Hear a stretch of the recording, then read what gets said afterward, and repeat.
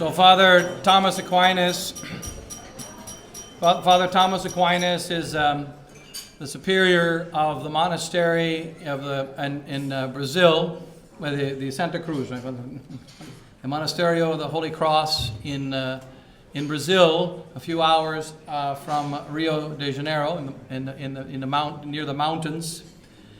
And Father Thomas Aquinas has been in the course of this last year with his 12 monks in the monastery in Brazil of the Benedictines, the traditional Benedictines that were founded by Dom Gerard in France under the protection or with the encouragement of Archbishop Marcel Lefebvre. And Father Thomas Aquinas was sent by Dom Gerard to establish a new foundation in Brazil. And in fact, in the late 1960s, the Archbishop Lefebvre said that he wanted to establish an international seminary, especially for vocations from South America. And that there were many young men of South America, and he had a view to South America and a special interest in South America from the 1960s. And so this grew, in fact, in Brazil. We have two strong monasteries standing firm for the faith in this crisis. And Father Thomas Aquinas was sent by Dom Gerard to establish a foundation in Brazil for the traditional Benedictines in 1985 and 1986. And then in 88 came the consecrations. And in 1988, the Bishop Archbishop Lefebvre consecrated the four bishops, and Dom Gerard decided to go and make a deal with modernist Rome. Father Thomas Aquinas had to deal with that situation in his own order. He had to stand up against Dom Gerard and fight many obstacles and stay firm in the faith with the encouragement of Archbishop Lefebvre, and he preserved his monastery firm in the faith and dealt with that great crisis similar to ours in his monastery. He then dealt with the crisis of this loss of faith and the sliding towards modernist Rome a second time in the Bishop Reston and the Campos, Brazil, going from strong anti-liberal priests into modernist priests who now celebrate the new Mass. The bishop has concelebrated even the new Mass, and they have fallen greatly. And then now the third time, the Society of St. Pius X. So I hand you to Father Thomas Aquinas, the superior of the Monastery of the Holy Cross in Brazil.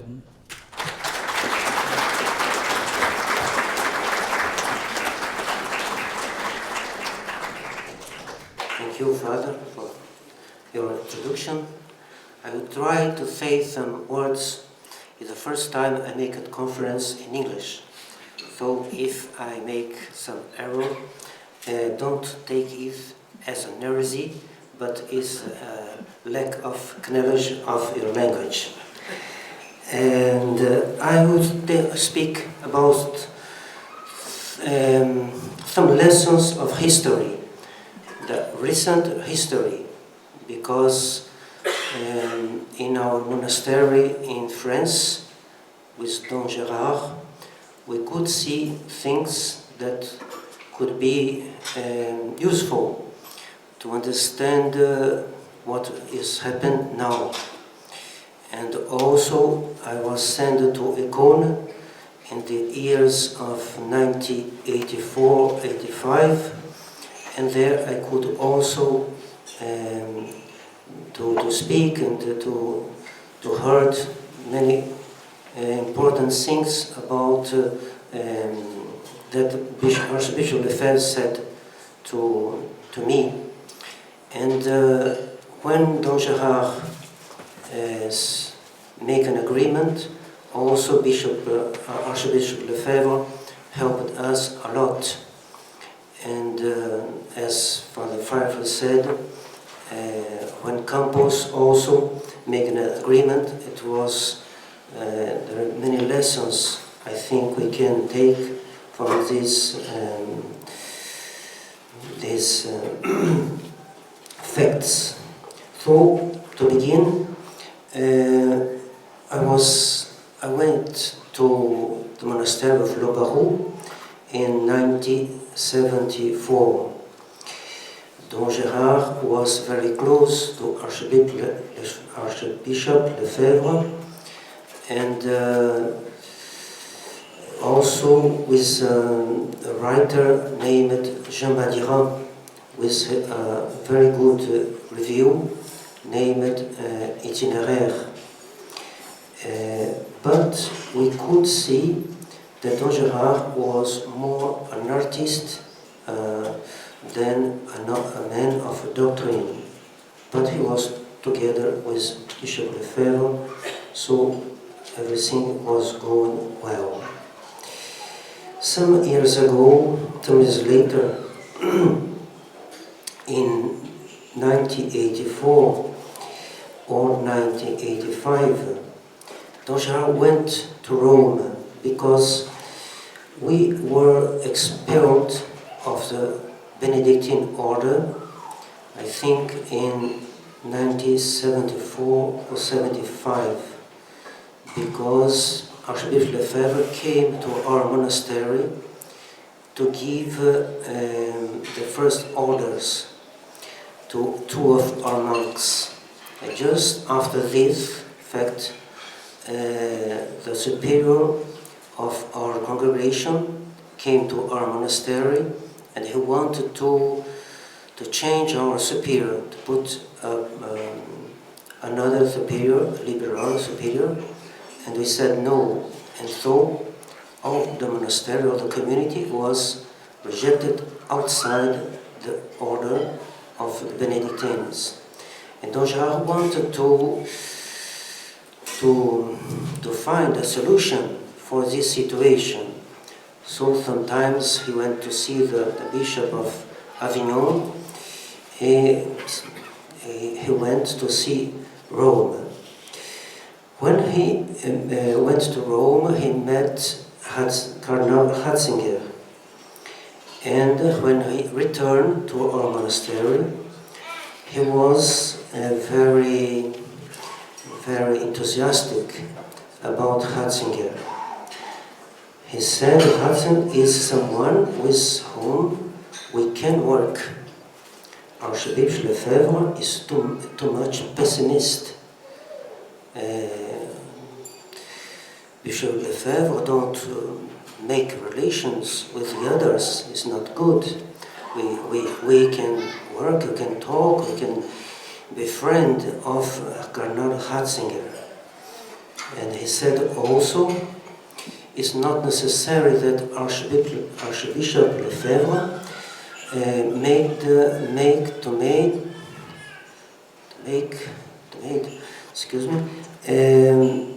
the ordinations of our priests.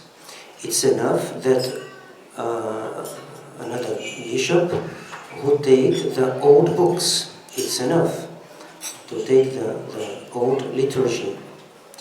So we feel that things were going very bad. But Don Gérard, in this moment, thought about making an agreement with Rome. But he wanted to have the agreement of Bishop Lefebvre.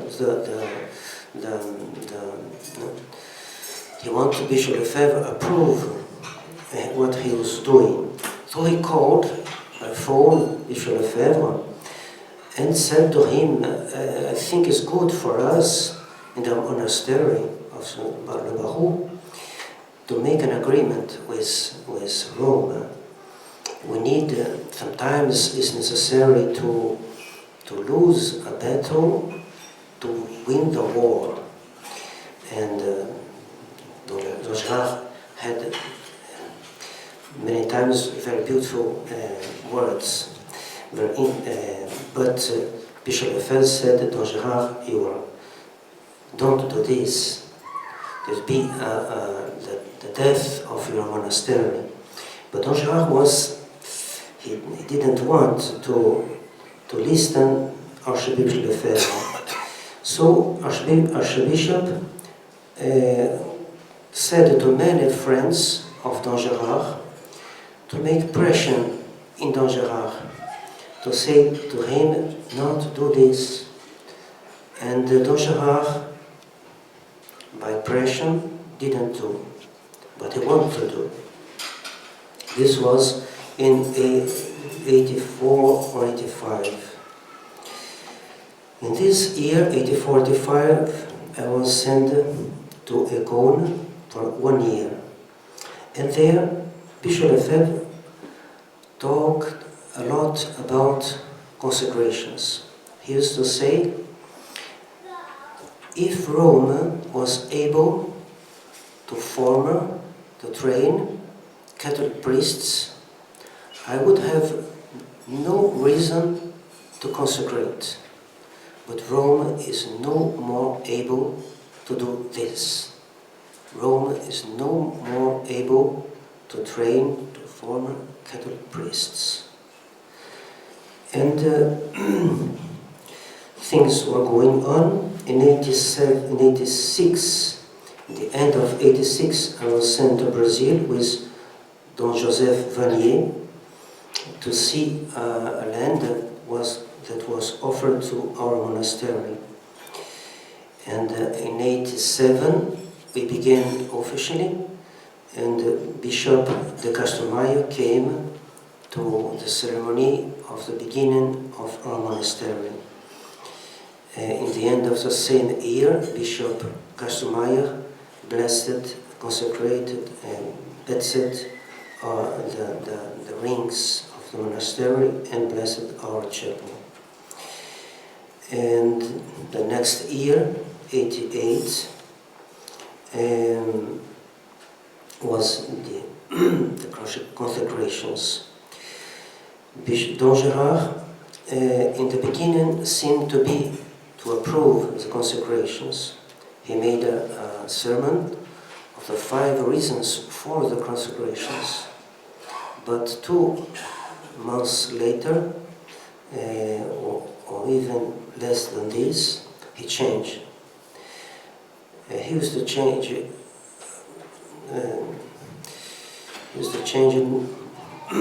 He had not a very deep comprehension, but a very deep doctrine. So he was able to change in important matters, important points. And when we came from Brazil, I went from Brazil to Europe with Bishop Castelmayor. I met Don Gerard in Econ, who said to me, Bishop Lefebvre is approved. We're doing agreement with Rome. I said, oh. I said, not many things, but I thought it's not possible. So it was the 29th, it was today, and before the Mass. So I went quickly to knock at the door of Bishop Lefebvre. Poor Archduke, he was preparing to the Mass, and I was bringing a great problem to him. And I said, Bishop Don Gerard said, you have said that you approve an agreement of Le Barou with Rome. I said, no,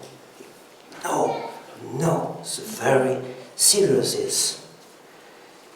And he explained to me what happened, and said, you must do something with Don Gerard.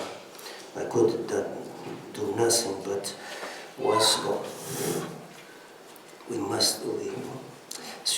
situation was very bad. And in the day of the consecration, so the next day, Don Gerard was at Econ, but he was against the consecrations. People didn't know, and the people was glad to see him there, but people didn't know that he was against, very against.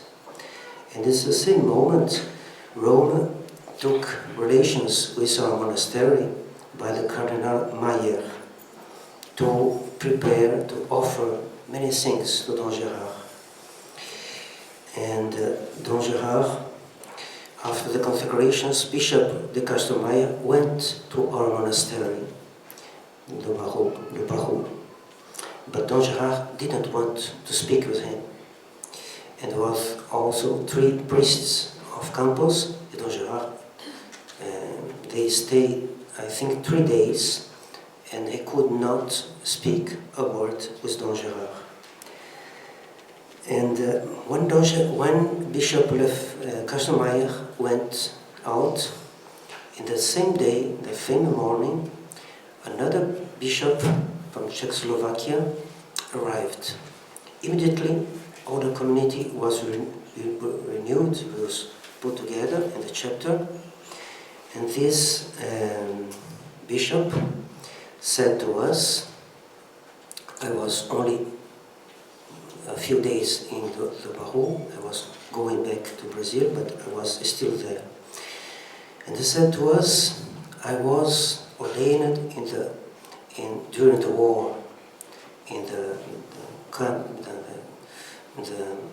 prisons during the war, prisons, communist prisons, I think.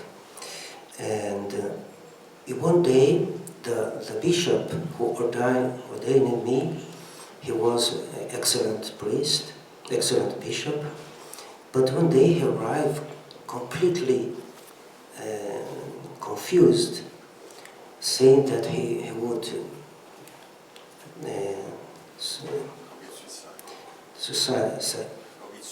commit suicide. And he said the communists had tortured him, and he was confused. And this bishop made a silence and said, and you know why, what the communists wanted him to do? The communists wanted him to make consecrations without permission of Rome. When this little conference finished, a brother said to me, Don Gérard is crazy. Don Kastenmeier, who is an eminent bishop, comes here and he's not allowed to speak with us. Come, this comedian, and he can speak with us. Today he thinks that nothing will happen with Bishop Lefebvre. So Don Gérard put many pressure on the monastery to make the monks to be against the consecrations, against the Bishop Lefebvre. But the agreement was not known yet. There is nothing signed, only by speaking. So I went back to a monastery in Brazil, and there, 2 months later, or 1 month and a half later, received the text of the agreement. There was, in this moment, a division in our community. The half of the brothers that had come from France were in the side of Don Gérard, and the other half was the side of Archbishop Lefebvre. And many things happened, not important, and we could maintain our monastery, and Bishop Lefebvre helped us a lot to understand the situation, and he said, he sent a letter saying, be strong, be stable, be for the honor of our Lord. And other things that I don't remember, because I have the sheets to prepare this conference, but they are in the hotel. So, not important.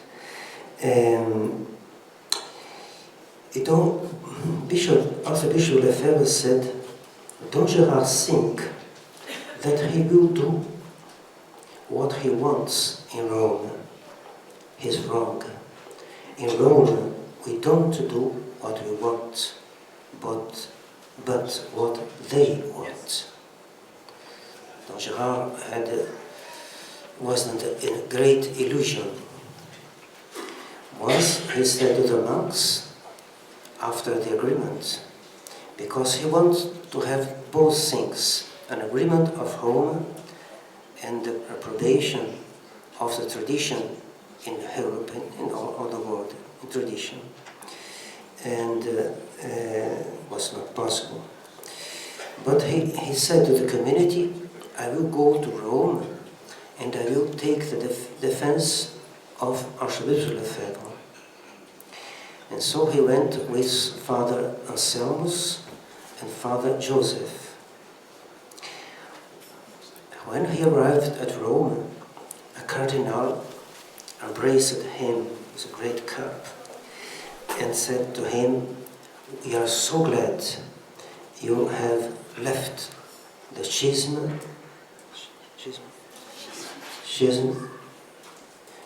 of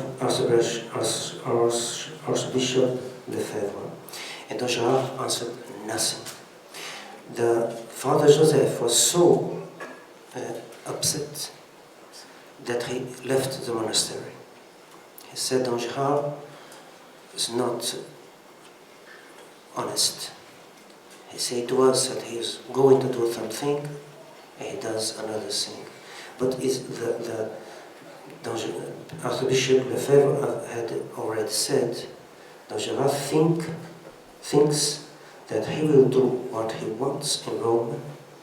In Rome, we don't do what we want, but what Rome wants. And after this, we had another separations which happened in Campos. We are near Campos. Every month we used to go to the reunion of the priests in Campos with also Bishop de Castromayor and the priest of Campos. We were very, very close, the monastery and Campos. But in 2000, I think it was 2000, when the site was invited by Cardinal Castrillon Hoyos to begin conversations, Campos was invited, and they was not 2000, so a little later, I think. But was invited, and Don Licinio, Bishop Licinio Rangel, sent Father Riffin. And when the site understood that it was not possible to go on and go back in these conversations, Campos said, we are not go back, we are go in front, go on. And so they did the same thing that Don Gerard had done. And one priest of Campos said to me, now the fight will begin, the battle will begin, because we'll fight inside. They have the illusion that also, as Don Gerard, that they could do many, many things after the agreement. And they made a declaration against the errors of Vatican II. They showed their declaration to the Cardinal Castrillon Hoyos. And the Cardinal answered, he read everything, and said, oh, okay, it is that we talk about, you can make, criticize, no? But it's not necessary to put these things like this. Put in the newspapers only that you will do constructive critics, as is in the canon law that give you the right. And for this moment, said the priest of Campos, because this is a priest of Campos who told me, that is, after this day, we did nothing, no more. We have the courage to say nothing more. because we are sure, we knew very well that will be not, we will hurt the Cardinal Royals, we will be in difficulty with the Pope, so we finished our battle before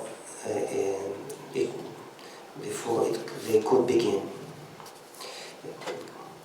So, a lesson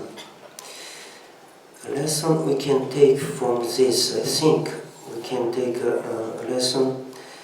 Bishop Lefebvre said after 88 that excommunication was a protection, because the excommunication put a separation from people who could corrupt our faith.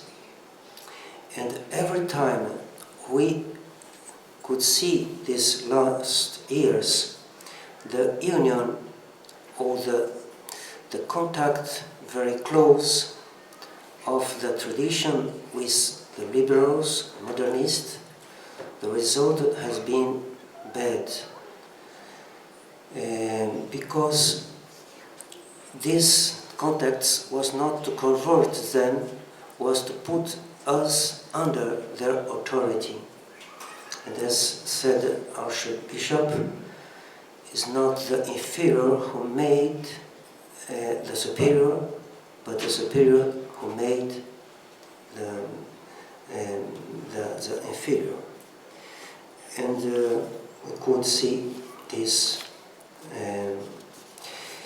twice, and now I think the same thing.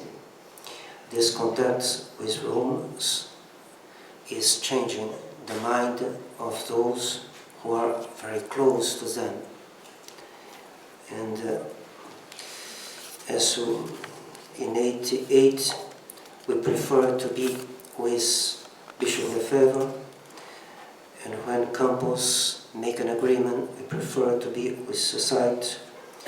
Now we prefer to be with Bishop Williamson. It's finished.